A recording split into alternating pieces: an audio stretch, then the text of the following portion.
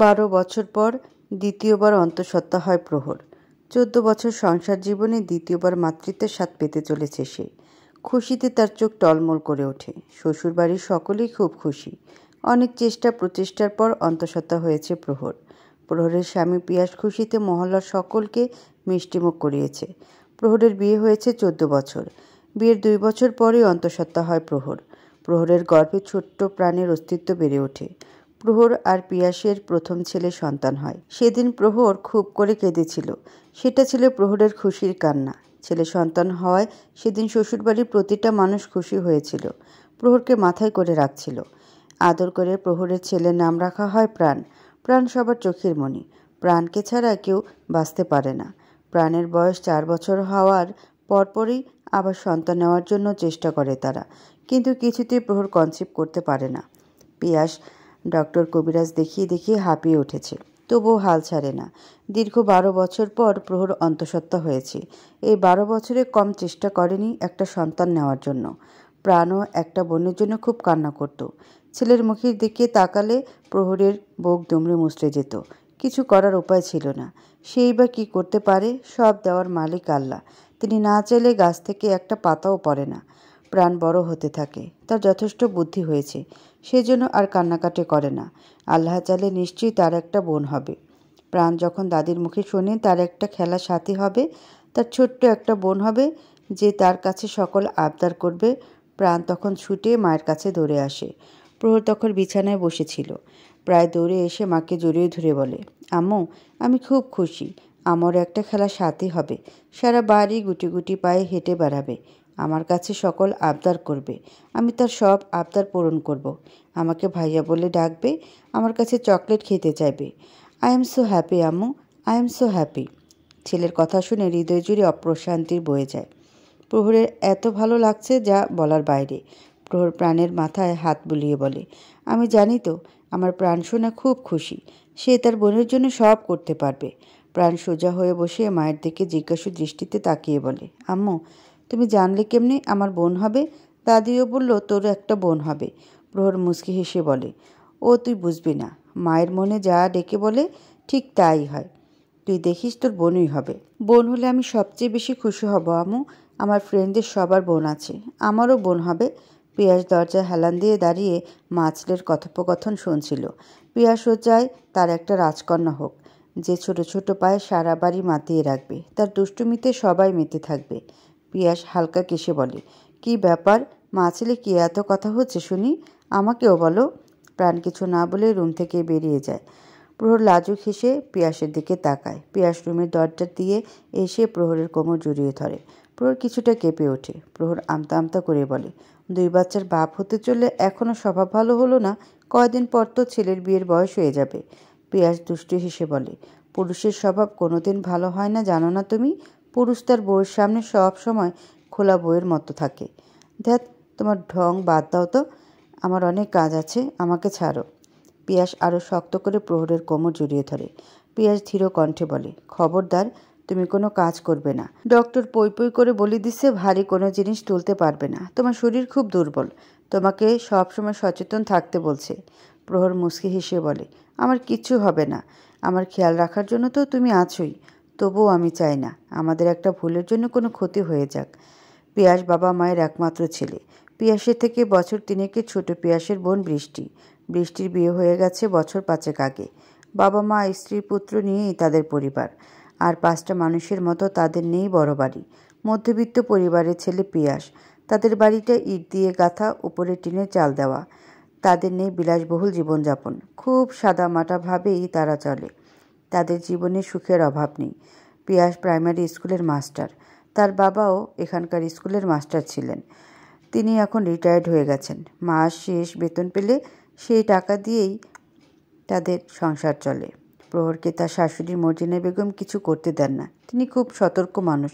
বৃদ্ধ বয়সেও তিনি বাড়ির সকল কাজকর্ম এক হাতে করছেন। প্রহর করতে চাইলে তাকে নিষেধ করে দিছে।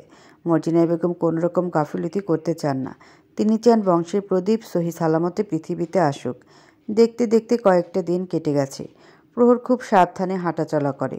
প্রহরের গোসলের সময় হলে পিয়াস কিংবা শাশুড়ি মা কল থেকে পানি তুলে দেন। ডাক্তারের কথা মতো প্রহর কোনো ভারী কাজ করে না। প্রহরের প্রেগনেন্সিতে অনেক সমস্যা আছে, এই জন্য সব মেনে চলতে হচ্ছে। এমন একটা পরিবার পেয়ে প্রহর খুব ভাগ্যবতী। এমন পরিবার কজনের ভাগ্যে বা জোটে। প্রহর 5 মাসের অন্তঃসত্ত্বা। আগের তুলনায় প্রহরের পেট খানিকটা উঁচু হয়েছে। প্রহর গভীর ঘুমে আছে। তার পাশে পিয়াস বসে মাথায় বিলি কেটে দিচ্ছে। প্রহরের শরীরটা আজ ভালো না, সকাল থেকেই খারাপ। জানের ভিতরে অশান্তি লাগছে, এক জায়গায় বসে থাকতেও পারছে না, শুয়ে থাকলেও ভালো লাগছে না। প্রহরের শরীরে অস্থিরতা কাজ করছে। হঠাৎ এমন হওয়ায় ঘাবড়ে যায় পিয়াস। বাড়ির সকলেই টেনশনে পড়ে যান। পিয়াস জোর করে প্রহরকে বিছানায় শুয়ে তার পাশে বসে মাথায় বিলি কেটে দিচ্ছে, যাতে একটু আরাম পায়। মাথায় হাত বোলাতে বোলাতে প্রহর ঘুমিয়ে পড়ে। পিয়াস এক দৃষ্টিতে অর্ধাঙ্গিনীর দিকে তাকিয়ে আছে। পিয়াসের মনে অজানা ভয় এসে হানা দিচ্ছে। পিয়াস ভয় পাচ্ছে খারাপ কিছু হবে না তো। অনেক সময় আমাদের মনে ডেকে যেটা কয় ঠিক সেটাই বাস্তবে ঘটে যায়। কারোর কিছু করার থাকে না, আর না আমাদের করার হাত থাকে। মায়ের অসুস্থতা দেখে প্রাণ ভয় পেয়ে যায়। ঘরের কোণে জড়সড় হয়ে দাঁড়িয়ে আছে। পিয়াস ছেলের দিকে তাকিয়ে বলে, প্রাণ এদিকে আয়। প্রাণ বাবার কাছে এগিয়ে আসে। পিয়াস ছেলের মাথায় হাত দিয়ে বলে, কোনো ভয় নেই বাবা, মা সুস্থ হয়ে যাবে ইনশাল্লাহ। এখন গিয়ে ঘুমিয়ে পড়। প্রাণ মাথা ঝাঁকিয়ে নিজের রুমে চলে যায়। পিয়াস প্রহরের পাশে শুয়ে পড়ে। এক ধ্যানে বউয়ের দিকে তাকিয়ে আছে। পিয়াসও সেইভাবেই ঘুমিয়ে পড়ে। প্রহরের অসুস্থতার কথা শুনে পরের দিনই ছুটে আসেন প্রহরের বাবা মা।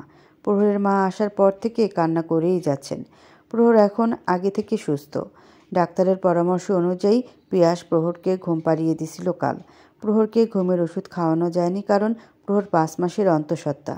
মর্জিনা বেগম বিয়ানকে সান্ত্বনা দিচ্ছেন, প্রহরের কিছু হবে না, প্রহর ঠিক হয়ে যাবে। প্রহরের মা কয়েকদিন থেকে যাবেন এখানে।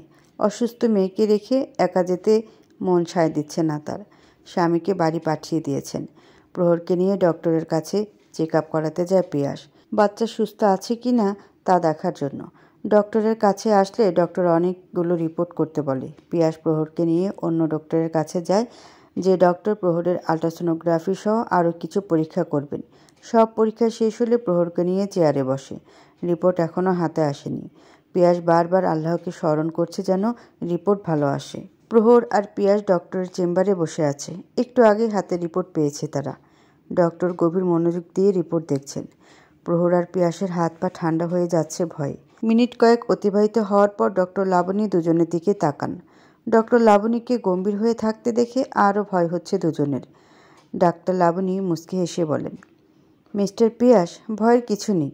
আপাতত আপনার স্ত্রী ঠিক আছে। ডাক্তারের কথায় পিয়াসের মুখে হাসি ফুটে ওঠে, কিন্তু পর মুহূর্তেই ডাক্তারের কথা শুনে মুখ থেকে হাসি মিলিয়ে যায়। মিস্টার পিয়াস, তবে একটা প্রবলেম আছে। পিয়াস চমকে উঠে বলে, কি সমস্যা ডক্টর? আপনি তো বললেন সব ঠিক আছে। হ্যাঁ, আমি বলছি সব ঠিক আছে, আগে আমার কথাটা শুনুন। জি বলেন। বাচ্চা হওয়ার সময় কিছুটা সমস্যা হতে পারে। আমি বলতে চাইছি সিজারের সময়। টেনশনের দরকার নাই, আল্লাহকে ডাকেন, ইনশাআল্লাহ তিনি সহায় থাকলে ভালো কিছু হবে। আমি কিছু ওষুধ লিখে দিচ্ছি, সেগুলো নিয়ম করে খাওয়াবেন। পিয়াস মাথা নেড়ে সায় দেয়। ডাক্তার ওষুধ লিখে দিলে প্রেসক্রিপশন আর রিপোর্টগুলো নিয়ে হসপিটাল থেকে বেরিয়ে আসে। সেখান থেকে সোজা বাসায় ফেরে। দেখতে দেখতে প্রহরের ডেলিভারির সময় হয়ে আসছে। সময় খুব দ্রুত পার হয়ে যাচ্ছে। প্রহরের এখন 9 মাস চলছে। ডক্টর বলছে আর 2 দিন পরেই প্রহরের সিজার করা হবে। ইদানিং প্রহরকে সময় সময় চুপ করে থাকতে দেখা যায়। বাড়ির সকলেই প্রহরকে নিয়ে দুশ্চিন্তায় থাকে। পিয়াসের বোন বৃষ্টি প্রহরকে দেখতে আসে, কয়েকটা দিন থেকেও যাবে। বৃষ্টি প্রহরের সাথে উঠানে বসে গল্প করছে। প্রহরও হাসি মুখে এটা ওটা বলছে। প্রহরের শাশুড়ি দুপুরে রান্না শেষ করে সবাইকে খাওয়ার জন্য রান্নাঘরে যেতে বলেন। বাড়ির সকলে খাওয়ার জন্য রান্নাঘরে চলে যায়। খাওয়া দাওয়া শেষ করে যে যার মতো বিশ্রাম নিতে চলে যায়। প্রহর আস্তে আস্তে নিজের রুমে চলে যায়। বিশ্রাম নেওয়ার জন্য খাটে শুয়ে পড়ে। দেখতে দেখতে সন্ধ্যা ঘনিয়ে আসে। পাখিরা উড়ে উড়ে নিড়ে ফিরে যাচ্ছে। পশু পাখি নিজের জায়গায় ফিরছে। প্রহরের শাশুড়ি নিজের রুমে নামাজ পড়ছে। বৃষ্টি ও মায়ের রুমে আছে। প্রাণ বাবার সাথে দোকানে গেছে। প্রহর মাগরিবের নামাজ পড়ে বিছানায় এসে বসে। রুমে প্রহর ছাড়া কেউ নেই। হঠাৎ করে প্রহরের পেটে অসহ্য ব্যথা শুরু হয়। প্রহর ব্যথা ছটফট করছে, কাউকে ডাকার শক্তিও পাচ্ছে না। বৃষ্টি সবেমাত্র রুম থেকে বেরিয়ে বারান্দায় আসছিল। প্রহরের রুম থেকে কান্নার শব্দ পেয়ে ছুটে আসে। এসে প্রহরকে কাতরাতে দেখে বুঝতে পারে। বৃষ্টি চিল্লিয়ে মাকে ডেকে আনে। প্রহরের শাশুড়ি রুমে এসে প্রহরকে দেখে বুঝতে পারে প্রহরের প্রসব ব্যথা উঠেছে। বৃষ্টি দ্রুত পিয়াসকে ফোন দিয়ে বাসায় আসতে বলে। পিয়াস ছেলেকে নিয়ে বাড়ি আসে। আসার আগে মাইক্রোকারকে ফোন দিয়ে আসতে বলে। 15 মিনিটের মধ্যে গাড়ি চলে আসে। যাবতীয় যা যা লাগে সব গুছিয়ে নেয়। তারপর প্রহরকে নিয়ে হসপিটালে চলে যায়। হসপিটালে পৌঁছানোর পর ডাক্তার রোগী দেখিয়ে বলে দ্রুত তাকে অ্যাডমিট করতে হবে। রাত 9টায় প্রহরকে সিজার করা হয়। প্রহরকে জানানো হয় প্রহরের মেয়েবাবু হয়েছে। প্রহর আল্লাহর কাছে লাখ লাখ শুকরিয়া আদায় করে। প্রহরকে 1 ব্যাগ রক্ত দেওয়া হয়েছে। সুস্থভাবে প্রহরের অপারেশন সম্পন্ন হয়। প্রহরকে কেবিনে শিফট করা হয়। প্রহরের জ্ঞান ফেরার পর প্রহরের কোলে তার বাচ্চাকে দেওয়া হয়। প্রহরের চোখ দিয়ে টপ টপ করে পানি গড়িয়ে পড়ে। প্রহর খুশিতে কাঁদছে। প্রহরের শ্বশুর, বাড়ির সবাই খুব খুশি। সব কিছু ঠিকঠাকই ছিল, কিন্তু কোথা থেকে কি হয়ে গেল কেউ বুঝতে পারল না। গভীর রাত, সবার চোখে ঘুম। কেউ ঘুমাচ্ছে তো কেউ জেগে আছে। প্রহরের মা প্রহরের সিজারের পরে আসছে। হঠাৎ করে প্রহর অনেক কাঁপতে থাকে। ডাক্তারের ভাষায় একে অ্যাক্লেমশিয়া বলে। প্রহরকে কাঁথা কম্বল দিয়ে চেপে রাখা হয়। কয়েক মিনিট হওয়ার পর প্রহর স্থির হয়। ভোর 6টা। প্রহর ছটফট করছে। পিয়াস দ্রুত ডক্টরকে ডেকে আনে। পিয়াস প্রহরের হাত ধরে বলে, কিছু হবে না তোমার, তুমি ঠিক হয়ে যাবে। প্রহর মুচকি হেসে কাঁপা কাঁপা কণ্ঠে বলে, তুমি চেয়েছিলে তোমার একটা রাজকন্যা লাগবে, আমি তোমাকে রাজকন্যা উপহার দিলাম। ডক্টর প্রহরকে চুপ করতে বলে। প্রহর মৃদু হেসে বলে, আমাকে বলতে দেন ডক্টর। ডক্টর আর কিছু বলে না। প্রহর পিয়াসের হাত ধরে বলে, আমার মেয়েটাকে দেখে রেখো পিয়াস, ও আমার নারী চিরাধন। আর আমার প্রাণটাকে বলবা ওর বোনের যেন কোনো কষ্ট না হয়। আমার হাতে সময় নেই, আল্লাহ হয়তো এ পর্যন্ত আমার হায়াত রাখছিলেন। ভালো থেকো আর আমার বাচ্চাদের দেখে রেখো বলে থেমে যায় প্রহর। হসপিটালের বেডেই শেষ নিঃশ্বাস ত্যাগ করে প্রহর। প্রহর বলে চিৎকার করে ওঠে পিয়াস। পিয়াস পাগলের মতো করতে থাকে। ডক্টর বলে, I am sorry mister Piyas, she is no more বলে ডক্টর বেরিয়ে যান। ডক্টরকে মুখ কালো করে বেরিয়ে যেতে দেখে ভয় হয় সকলের। ছুটে সবাই রুমের মধ্যে চলে আসে। এসে প্রহরকে চুপ হয়ে শুয়ে থাকতে দেখে চমকে ওঠে। পিয়াস ফ্লোরে বসে হাওমাও করে কাঁদছে। প্রহরের শরীর ধীরে ধীরে ঠান্ডা হয়ে যেতে থাকে। প্রহরের মা বারবার জ্ঞান হারাচ্ছেন। প্রহরা 4 ভাই বোন। প্রহরের একটা ভাই আর 2টা বোন। প্রহর সেজ। প্রহরের ভাই আর মেজ বোনটা আগেই মারা গেছে। আর আজ প্রহর মারা গেল। প্রহরের মারা যাওয়ার খবর চারদিকে ছড়িয়ে পড়ে। হসপিটাল থেকে প্রহরের ছাড়পত্র দেওয়া হয়। অ্যাম্বুলেন্স করে প্রহরকে বাড়ি আনা হয়। সবার মুখে এক কথা, বাচ্চা জন্ম দিতে গিয়ে মা মারা গেছে। প্রহরের বাবার বাড়ি থেকে সবাই আসে। প্রহরকে যখন অ্যাম্বুলেন্স থেকে নামানো হয় তখন প্রহরের ছেলে প্রাণ মাকে ধরে পাগলের মতো কাঁদছিল। প্রাণের কান্না দেখে প্রতিটা মানুষের চোখে পানি পড়ছিল। প্রাণ বলছিল, ও মা, মা, মা গো, তোমাকে ছাড়া আমি কিভাবে থাকবো মা? আমার যে খুব কষ্ট হচ্ছে মা। আমাকে কে ঘুম পাড়িয়ে দেবে মা? আমাকে কে আদর করে ভাত খাইয়ে দেবে মা?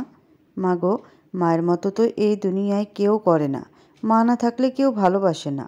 আমাদের 2 ভাই বোনকে এতিম বানিয়ে চলে গেলে। কী দোষ করেছি আমরা? আমার ছোট্ট কলিজার বোনটা যখন বড় হবে তখন ওকে আমি কি বলবো মা? ও মা, মা গো, তুমি ফিরে আসো না। আমি আর দুষ্টুমি করব না। প্রাণের ফুপি বৃষ্টি এসে প্রাণকে সরিয়ে নেয়। প্রহরকে গোসল করানোর জন্য নিয়ে যাওয়া হয়। গোসল শেষ হলে দাফনের কাজ করে। দুপুর 2টায় প্রহরের জানাজা সম্পন্ন হয়। প্রহরকে হারিয়ে প্রহরের মা বাবা পাগল প্রায়। মেয়ের শোক কিছুতেই সামলাতে পারছেন না। পিয়াস নিশ্চুপ হয়ে গেছে। দুধের শিশুকে কিভাবে সামলাবে সে? প্রহরের মৃত্যুর আজ 5 দিন। পিয়াস ছোট বাচ্চার জন্য নিজেকে সামলে নিয়েছে। প্রহরের রাখা নাম রাখা হয়েছে আদরি। অতি আদরের মেয়ে যে আদরি। পিয়াস কঠিন ডিসিশন নিয়েছে। মেয়েকে মানুষ করতে হলে তাকে অবশ্যই আরেকটা বিয়ে করতে হবে। তার মা মুরব্বী হয়ে গেছে, তিনি এতটুকু বাচ্চা সামলাতে পারবেন না। প্রহরের মৃত্যুর 2 মাসের মাথায় পিয়াস নতুন বিয়ে করে আনে। 2 মাসের ছোট্ট আদরির দায়িত্ব তাকে দেওয়া হয়। তিনি হাসি মুখে সবটা মেনে নেয়। কিন্তু তিনি কি আদৌ আদরিকে নিজের মেয়ে ভেবে মানুষ করতে পারবেন? পিয়াস কি প্রহরের কথা রাখতে পারবে? তার ছেলে মেয়েকে কি সঠিকভাবে মানুষ করতে পারবে?